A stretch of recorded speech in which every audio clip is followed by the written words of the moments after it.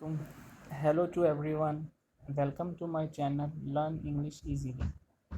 आज जो मैं आपके लिए लेक्चर लेके आया हूँ इसमें मैं आपको बताने जा रहा हूँ जो प्रोनाउन के केसेस हैं उनके मतलब इंग्लिश के अंदर जो पार्ट्स ऑफ स्पीच हैं 8 पार्ट्स ऑफ स्पीच उसमें से ये सेकंड पार्ट्स स्पीच है प्रोनाउंस का। उसके डिफरेंट केसेस होते हैं। ये जो मैं वीडियो इसलिए लेके आया हूँ कि मोस्ट ऑफ द स्टूडेंट जो हैं वो इस पार्ट्स ये जो पार्ट्स ऑफ स्पीच का ये जो पार्ट है प्रोनाउन के जो केसेस हैं इसमें बहुत ज़्यादा कंफ्यूजन क्रिएट करते हैं और उनको समझ नहीं आती। उसकी वजह क्या है? क्योंकि कुछ इंग्लिश के रूल्स हैं, हर ज़बान की तरह कुछ रूल्स हैं जो इंग्लिश लिखने के हैं। तो उन रूल्स के अंदर एक रूल है कि आपने कब सब्जेक्टिव केस इस्तेमाल करना है प्रोनाउन का, कब ऑब्जेक्टिव केस, कब रिफ्लेक्सिव केस। ठीक है, तो एक मैं मिसाल देता हूँ कि एक अक्सर जब लैंग्वेज पढ़ा रहे होते हैं, जब करेक्शन करवा रहे होते हैं इंग्लिश की, तो एक रूल कहा जाता है कि जब एक सेंटेंस में दो प्रोनाउंस का आपस में कंपैरिजन किया जाता है तो उसके अंदर कंपैरिजन करते वक्त जो पहला प्रोनाउन है वही केस आपने सेकंड प्रोनाउन के अंदर यूज़ करना है। तो स्टूडेंट कंफ्यूज हो जाते हैं कि इसका क्या मतलब है। तो आज ये जो मेरी वीडियो है वो उसी मुतल्लिक है ताकि आपकी कन्फ्यूजन दूर हो जाए। मैं आपको ये जो मिसाल बताई है वो मैं आपको लिख के बताता हूँ। मैं यहाँ पे एक सेंटेंस लिखता हूँ, ही इज़। मैं यहाँ पे कह रहा हूँ कि वो मुझसे ज़्यादा पढ़ा लिखा है। ही इज़ मोर लर्न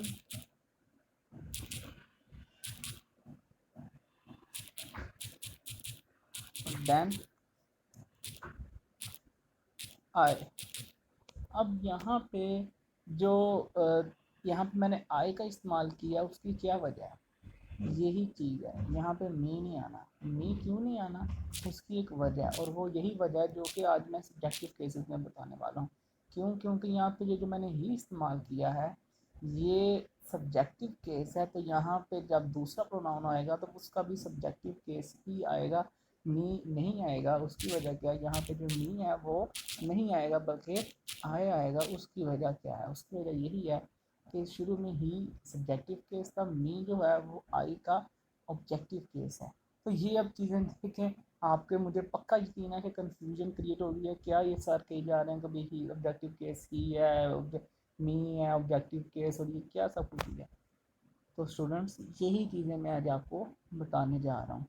सबसे पहले स्टार्ट करते हैं, और स्टार्ट करने से पहले मैं आपको बताना चाहता हूँ कि जो न्यू मेरे चैनल पे देख रहे हैं उनसे रिक्वेस्ट करता हूँ कि ये मेरे चैनल को सब्सक्राइब कर लें और उसके साथ बेल आइकन का बटन लाजमी दबाइएगा ताकि मेरी नई से नई जो वीडियोज़ हैं, इंफॉर्मेटिव वीडियोज़ आपके लिए जो मैं बनाता हूँ वो आपको टाइम टू टाइम मिलती रहे, आप लेट ना हो। तो लेट्स गेट स्टार्टेड। सबसे पहले बात करते हैं सब्जेक्टिव केस की। सब्जेक्टिव केस क्या होता है? आपको सब्जेक्ट का पता है क्या होता है? बिल्कुल, subjective case first person, second person और थर्ड पर्सन, ये 3 पर्सन होते हैं।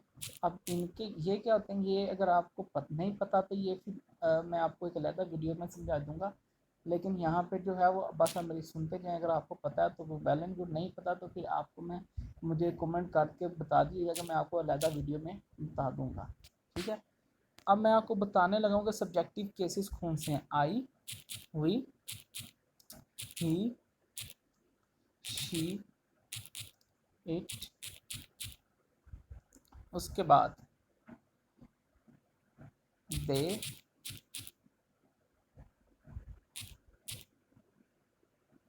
ये आई हुई फर्स्ट पर्सन केस है। ठीक है, सेकंड पर्सन केस जो है वो मैं अब आपको बताने लगा हूँ, यू। ठीक है, सब्जेक्टिव केस। और ही, शी, इट और दे ये थर्ड पर्सन है। समझ आ गई? अब जो मैं आपको सेकंड चीज़ बताने लगा हूँ वो है ऑब्जेक्टिव केस। ये आपको पता कैसे चलेगा? देखो, सब्जेक्ट आपको पता है जो काम करने वाला होता है, समझ आ रही है? जो काम करने वाला होता है who is a doer, who does any action is a subject. तो आई हुई कोई काम, जैसे मैं यहाँ पे लिखता हूँ कि आई डू दिस, मैं ये करता हूँ। वी डू दिस, हम करते हैं। शी डू दिस, वो ये करती है। इट जो है ये नाउन, वो प्रोनाउन जो है ये आता है नॉन लिविंग बींग्स के साथ, यानी कि नॉन ह्यूमंस के साथ आता है, जो कि नॉन ह्यूमंस यानी कि जो कि इंसान नहीं होते। दे के अगर मैं कहूँगा दे डू दिस, वो ये करते हैं। यू डू दिस, तुम ये करते हो। अब इन तमाम सेंटेंस के अंदर आई हुई, ही, शी और दे, यू, ये तमाम के तमाम क्या है, सब्जेक्ट है, काम करने वाला है। ठीक है। अब मैं दूसरी मिसाल देता हूँ कि ऑब्जेक्टिव केस क्या होते हैं। आई का ऑब्जेक्टिव केस, अब ये जिस तरह मैंने ऊपर लिखे हैं ना, आई हुई, ही, शी और ये, इन्हीं के मैं ऑब्जेक्टिव केसेस नीचे लिखने लगा हूँ। समझाई? आई का ऑब्जेक्टिव केस क्या होता है? मी। ठीक हो गया।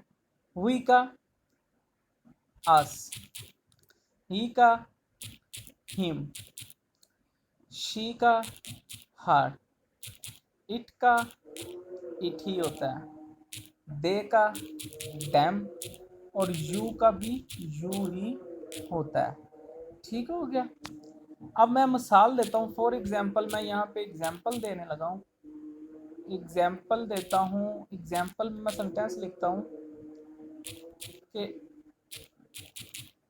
ही गिव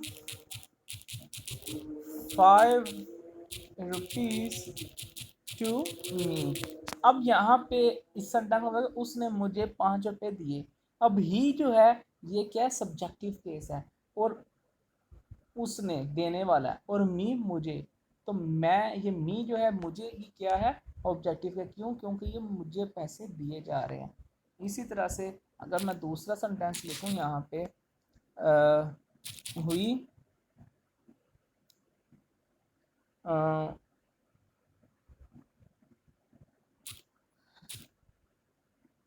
मैं आपको यहाँ पे सेंटेंस लिखता हूँ। We give this money to him, हमने ये पैसे उनको दिए, यानी कि उसको दिए। तो यहाँ पे देखे देने वाला कौन है? हम। किसको है? हिम। तो ये क्या है? ऑब्जेक्टिव केस है। हिम और हुई ऑब्जेक्टिव केस है। ठीक है। थर्ड केस है पोजेसिव केस। पोजेसिव केस कौन से केसेस होते हैं? पोजेसिव केस ऐसे केसेस होते हैं जो कि पोजेशन को, मलकियत को, who shows the possession, possession कहते हैं मलकियत को, ऑफ एनी पर्सन, थिंग। ठीक है। एक पर्सन की, एक चीज़ की मलकियत को जाहिर करने के लिए जो अल्फाज, जो प्रोनाउन यूज़ किए जाते हैं, वो क्या कहलाते हैं? Possessive cases. अब मैं जैसे ऊपर जो सेंटेंस लिखे हैं, आई, हुई, ही, शी, इट, दे और यू, इन्हीं के मैं अब इसी तरह इसी तरतीब में मैं इनके पोजेसिव केसेस लिखने लगा हूँ। आई का पोजेसिव केस माई होता है। हुई का आवर होता है। उसके बाद ही का हीज होता है। उसके बाद इट का, सॉरी शी है, शी का हर। एक बार जानना, शी का सब्जेक्टिव केस जो होता है वो शी होता है, लेकिन ऑब्जेक्टिव और पोजेसिव दोनों हर ही होता है। ठीक है। इट का इट्स होता है। इसमें इट्स के अंदर अपोस्ट्रोफी एस नहीं लगाना, खाली इकट्ठा लिख देना एस, सॉरी। ठीक हो गया। दे का देर होता है। ठीक है। उनका, और यू का योर। मैं यहाँ पे अब मैं मिसालें देता हूँ। मैंने भी आपको बताया है कि जो पोजेसिव केस हैं वो किस लिए इस्तेमाल होते हैं? मलकियत को जाहिर करने के लिए, पोजेशन को। मैं यहाँ पे सेंटेंस लिखता हूँ, इट इज़ योर बुक, ये आपकी किताब है। अब यहाँ पे ये जो वर्ड योर है, ये क्या कर रहा है? इस किताब की, बुक की मलकियत को जाहिर कर रहा है। तो क्या कहलाए? किसकी मलकियत है? तुम्हारी। तो ये क्या है? पोजेसिव केस है। समझ आ गई? मैं नीचे एक और मिसाल देता हूँ। दिस इज आवर हाउस, ये हमारा घर है। तो अब यहाँ पे ये जो वर्ड आवर है, ये क्या बता रहा है इस घर के मतलब कि किसका है? हमारा। तो ये मलकियत को शो कर रहा है। तो ये ऐसे अल्फाज जो किसी भी चीज़ या जगह की मलकियत को शो करते हैं, वो क्या कहलाते हैं, पोजेसिव केस। और जो लास्ट में है रिफ्लेक्सिव केस, रिफ्लेक्सिव केस कौन से केस होते हैं, इनमें हम प्रोनाउन के साथ सेल्फ लगा देते हैं। क्या इस्तेमाल करते हैं, सेल्फ का। मैं यहाँ पे जैसे आई, सबसे पहले मैंने क्या लिखा था, देखें हमने आई लिखा था, हुई लिखा था, ही लिखा था, शी। इसी तरतीब से मैंने इनका लिखता हूँ। आई का रिफ्लेक्सिव केस माई सेल्फ, ठीक हो गया।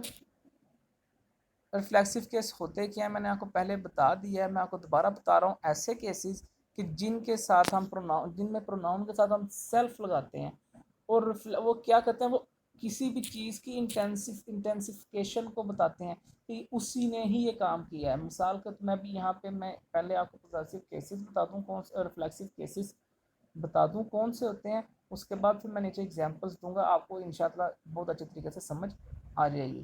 ठीक है, तो वी का आर सेल्व्स, ठीक है, शी ही का हिम सेल्फ,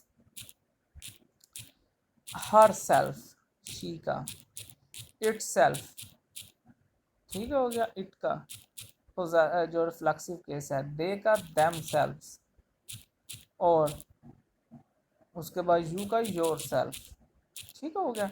ये तमाम के तमाम जो के वर्ड्स हैं, ये क्या कहलाते हैं, रिफ्लेक्सिव केसेस।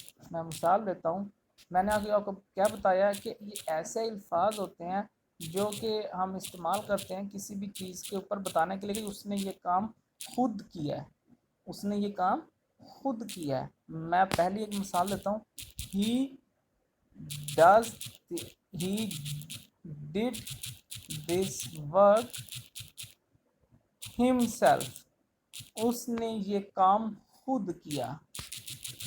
अगली मिसाल देता हूँ, ये जो हिम सेल्फ है मैं आपको फिर बता रहा हूँ कि ये क्या बता रहा है कि उसने खुद किया, सेल्फ की, उसी जो एक्शन जो यानी कि जो सब्जेक्ट होता है ये उसको रिफ्लेक्ट कर रहा होता है, इसलिए इसको रिफ्लेक्टिव केस कहते हैं। ठीक हो गया।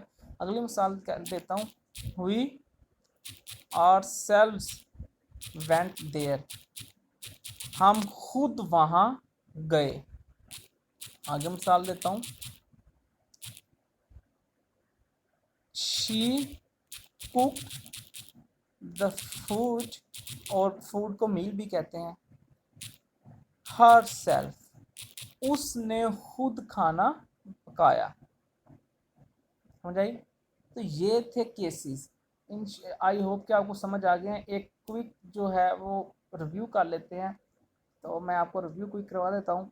केसेस क्या होते हैं प्रोनाउन के, ये प्रोनाउन पार्ट्स ऑफ स्पीच है, उसके केसेस होते हैं जो कि बताते हैं कि हमने कौन सा प्रोनाउन कहाँ पे इस्तेमाल करना है। ये रूल करेक्शन के रूल होते हैं। ठीक है, पहला मैंने आपको बताया था सब्जेक्टिव केस। सब्जेक्टिव केस ऐसे प्रोनाउन होते हैं जो कि एज ए सब्जेक्ट के तौर पे काम करते हैं। उसके में मैं आपको बताया था कि 3 तरह के होते हैं, फर्स्ट, सेकंड और थर्ड के पर्सन्स। चलिए मैं आपको बता ही देता हूँ, फर्स्ट पर्सन, सेकंड पर्सन और थर्ड पर्सन क्या होता है। फर्स्ट पर्सन जो बात कह रहा है, जो काम कर रहा है, ठीक है, मैं या हम, मैंने बात बताई या हमने कोई काम किया। सेकंड पर्सन होता है जिससे बात की जा रही है, ठीक है, मैं बात आपसे कर रहा हूँ तो I am talking to you. तो यू कौन है, आप ज़्यादा हो या एक हो, तो वो यू ही होता है, तो वो क्या है, सेकंड पर्सन। और थर्ड पर्सन जिसकी बात की जा रही है, ठीक है, मैं आपको कहता हूँ कि वो एक अच्छा लड़का नहीं है, तो मैं क्या हूँ, फर्स्ट पर्सन आई, किसको बता रहा हूँ, यू, तो आपको, आप क्या हो, सेकंड पर्सन। थर्ड पर्सन क्या है, वो, ही, ठीक है। तो ये फर्स्ट, सेकंड और थर्ड पर्सन होते हैं। उनके अब केसेस में सब्जेक्टिव केस जो काम करने वाला होता है, ऑब्जेक्टिव केस ऐसे ये प्रोनाउन होते हैं जो कि एज ए ऑब्जेक्ट के तौर पे आते हैं, ऑब्जेक्ट के यानी कि जिनके ऊपर काम किया जा रहा है, ठीक है।